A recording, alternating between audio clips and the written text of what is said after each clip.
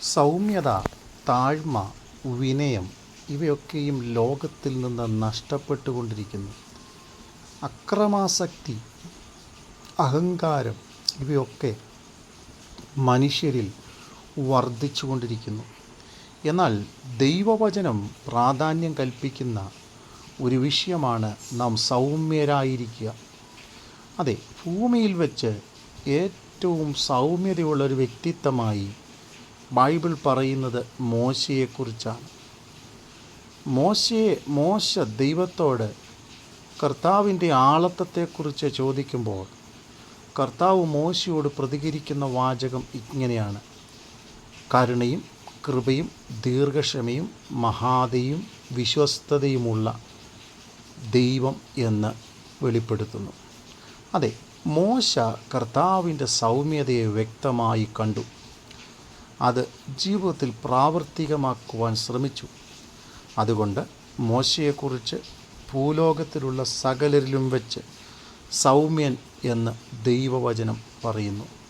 37-ാം സങ്കീർത്തനം 11-ാം വാക്യം വായിക്കുമ്പോൾ സൗമ്യത എന്നത് നമ്മുടെ ജീവിതത്തിൽ ഒരു മുഖമുദ്രയാക്കുവാൻ നാം തയ്യാറാകണമെന്നുള്ള ധ്വനി നമുക്ക് കാണുവാൻ കഴിയും. അതിൻ്റെ അനുഗ്രഹം അവിടെ വ്യക്തമാക്കുന്നു. എന്നാൽ സൗമ്യതയുള്ളവർ ഭൂമിയെ കൈവശമാക്കും, സമാധാന സമൃദ്ധിയിൽ അവർ ആനന്ദിക്കും. അതെ, സൗമ്യതയുള്ളവർ ഭൂമിയെ കൈവശമാക്കും, സമാധാന സമൃദ്ധിയിൽ അവർ ആനന്ദിക്കും.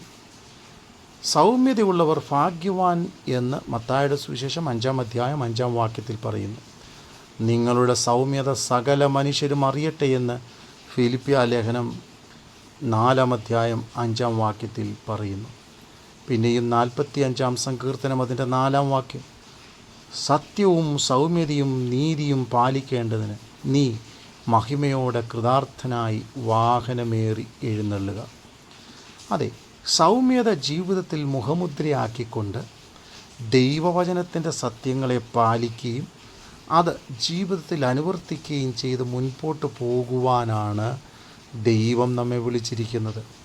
എന്നാൽ ഇന്നത്തെ ലോകത്തിൽ ജീവിക്കുന്ന അനേകർക്ക് അത് നിലനിർത്തുവാനോ ജീവിതത്തിൽ പ്രാവർത്തികമാക്കുവാനോ കഴിയാതെ സ്ഥാനമാനത്തിനും അധികാരത്തിനും ജഡീകത്തിനും ലോകമോഹത്തിനും വേണ്ടി ഓടുകയും അനേകർ തകർന്നു വീഴുകയും ചെയ്യുന്നത് നമുക്ക് കാണുവാൻ കഴിയും.